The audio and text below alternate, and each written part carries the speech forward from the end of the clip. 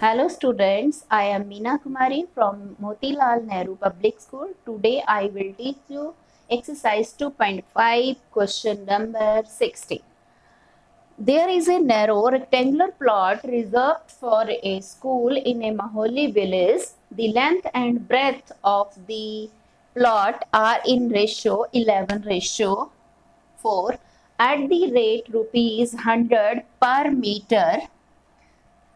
It will cost the village panchayat rupees 75,000 to fence the plot. What are the dimensions of the plot? Dimensions क्या होती हैं बेटा? Length और breath को हम क्या बोलते हैं? डायमेंशंस बोलते हैं। तो अब आपके पास क्या है कि एक जो विलेज है, मोहल्ली विलेज, उसके अंदर क्या है, एक रेक्टेंगुलर प्लॉट है। नैरो मीन्स आप इसको अपनी सिंपल लैंग्वेज में बोलते हो ना, भीड़ा या टाइट।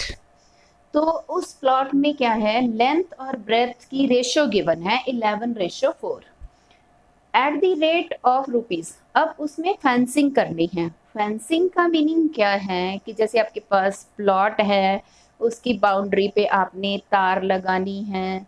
तो अब आपके पास 1 मीटर की कॉस्ट है रुपीज 100। तो आपने उस पूरे प्लॉट के ऊपर अगर यदि फेंसिंग करनी है तो फेंसिंग कहाँ होगी? उसकी बाउंड्री पे होगी। बाउंड्री पे जब फेंसिंग करोगे तो इट मीन्स क्या निकालोगे? आप पेरीमीटर निकालोगे। तो आपके पास टोटल कॉस्ट 75,000 है। तो आपने प्लॉट की डायमेंशंस फाइंड आउट करनी है, लेंथ और ब्रेथ को निकालना है। तो हम सबसे पहले देखिए आपके पास लेंथ और ब्रेथ को सपोज कर लेते हैं।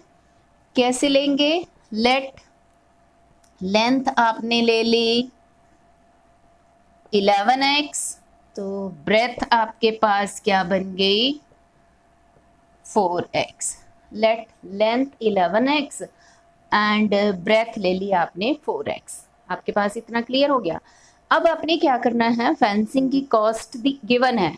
तो फेंसिंग मीन्स फेंसिंग कैसे होगी? आपके पास सपोज करो ये प्लॉट है, इसकी लेंथ है आपके पास 4x और लेंथ को 11x और ब्रेथ को 4x आपने ले लिया, ये गिवन। तो टोटल कॉस्ट फेंसिंग है। इट मीन्स आपने क्या निकालना है? फेंसिंग कहाँ होगी? इसकी बाउंड्री पे होगी। हमेशा ही बाउंड्री पे हम फेंसिंग करते हैं। जैसे तार लगानी है, ये फेंसिंग की है। तो अब हमने क्या निकालना है? पेरीमीटर निकालना है। तो हम perimeter of the rectangular plot, इसका पेरीमीटर निकालेंगे। पेरीमीटर का formula 2 multiply length plus breadth. तो आपके पास 2 multiply length 11x plus breadth होगी 4x। तो 2 मल्टीप्लाई 11 में 4 प्लस कर दिया, 15 आ गया। 15x is equal to 30x। अब आपके पास ये क्या बन गया? इसका पेरीमीटर आ गया 30x। अब देखिए इसमें कॉस्ट में आपके पास क्या गिवन है? यहाँ पे पर मीटर। इसका मतलब लेंथ और ब्रेथ की जो डायमेंशंस हैं वो किस में है? मीटर में है। तो अब आपके पास पेरीमीटर 30x मीटर आ गया। तो अब आपने क्या करना है, जो टोटल कॉस्ट है उसको 1 मीटर की कॉस्ट के साथ हम डिवाइड कर देंगे। तो हमारे पास उस रेक्टेंगुलर प्लॉट की क्या आ जाएगी? उसका पेरीमीटर आ जाएगा। तो पेरीमीटर ऑफ प्लॉट कैसे निकालेंगे? देखो एक तरीका ये भी है।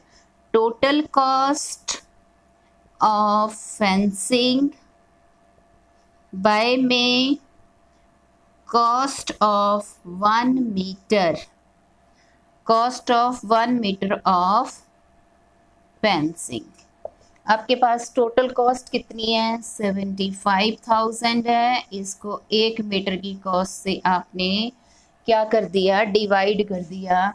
तो आपके पास 750 क्या आ गया? Perimeter of the plot. ये भी पेरीमीटर है और ये भी पेरीमीटर है। ये गिवन कॉस्ट से आपने निकाला है पेरीमीटर, और ये डायमेंशन से निकाला है। अब क्या करेंगे, दोनों ही पेरीमीटर हैं, दोनों को हम इक्वेट कर देंगे तो हमारे पास इसकी डायमेंशंस आ जाएंगे। अब हम दोनों के जो पेरीमीटर है उनको इक्वेट कर देते हैं according to question. 30x is equal to 750। तो x की वैल्यू निकाल ली, 750 को 30 से डिवाइड कर दिया आपने तो 25 आ गई x की वैल्यू। इसका मतलब आपके पास लेंथ कितनी आ गई, लेंथ थी 11x थी, तो 11 इंटू 25, इसको आप मल्टीप्लाई कीजिए। 11 5 जा 55, 5 कैरी, 11 2 जा 22, 22 में 5 प्लस कर देंगे 27 मीटर। अब इस क्वेश्चन का आंसर भी पीछे बेटा गलत है। जब आप 25 को 11 से मल्टीप्लाई करोगे तो 225 नहीं आएगा, पीछे आपका आंसर 225 दिया हुआ है। नेक्स्ट देखिए, हम इसकी ब्रेथ निकालेंगे। ब्रेथ हमने 4x ली थी, तो 4 इंटू 25 इज 100 मीटर। तो आपके पास ये इस क्वेश्चन का आंसर आ गया। Next question, question number 17। Aman's age is 3 times his son's age. 10 years ago, he was 5 times his son's age. Find their present ages. दोनों की आपने प्रेजेंट एज को फाइंड आउट करना है। अब आपके पास कंडीशन क्या है कि जो अमन है उसकी एज अपने बेटे की एज का 3 टाइम्स है। इसका मतलब जो अमन है, अमन कौन हुआ, अमन क्या है, अमन के सन की एज दी है ना, तो अमन फादर है। तो हमारे पास सन की एज नहीं है, पहले सन की एज को हम x ले लेते हैं, तो हमारे पास अमन की एज कितनी बन जाएगी, 3x। 3 times means 3x। तो अब सबसे पहले लेट प्रेजेंट एज चाहिए, तो प्रेजेंट एज को हम ले लेते हैं, लेट प्रेजेंट एज ऑफ सन, इसको हमने x ईयर्स ले लिया, तो हमारे पास प्रेजेंट एज ऑफ अमन क्या बन गई, 3 टाइम्स है तो 3x ईयर्स बन गई। इतना क्लियर बेटा। 10 years अगो, अगो मीन्स पहले, 10 साल पहले, तो 10 years अगो एज ऑफ सन, सन की एज 10 साल पहले कम होगी ना, तो माइनस कर देंगे x माइनस 10, 10 साल कम हो गए, तो एज ऑफ अमन, अमन की एज कितनी बन गई, उसकी एज में से भी 10 years हम लेस कर देंगे, तो 3x माइनस 10 years। इतना क्लियर हो गया। उसके बाद देखिए बेटा आगे क्या कंडीशन रखी है, 10 years अगो, 10 साल पहले, ही वॉज, ही कौन है, Aman, was 5 times his son's age. According to question ये है अमन और ये है उसका सन। अमन की एज 10 साल पहले कितनी हुई, 3x माइनस 10, और बेटे की एज कितनी है, x माइनस 10। अब देखिए अमन की age 5 times his son's age, Aman की एज सन की एज का 5 टाइम्स है। ये कंडीशन समझ में आई बेटा कि इसको कैसे लिखना है।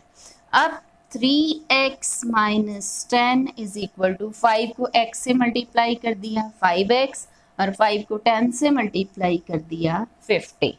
अब x की टर्म्स को एक साइड पे कर लेंगे, 3x माइनस 5x, और इधर माइनस 50 प्लस 10। 10 दूसरी साइड जाके क्या हो गया, प्लस का हो गया, क्योंकि इधर क्या था, माइनस का था। तो 3 माइनस 5 माइनस का 2, और x वैसे का वैसे ही, माइनस 50 प्लस 10 माइनस 40, माइनस से माइनस साइन कैंसिल हो गया, तो आपके पास x की वैल्यू क्या आ गई, 40 को आप 2 से डिवाइड कर दीजिए, कितना आ गया, 20। इसका मतलब आपके पास सन की एज कितनी बनी है, प्रेजेंट एज ऑफ सन, सन की एज है 20 years, और अमन की एज कितनी हो जाएगी, 3 times. Present age of Aman, Aman की एज 3 टाइम्स है, तो 3 into 20 is equal to 60 years। इस बेसिस को सॉल्व किया।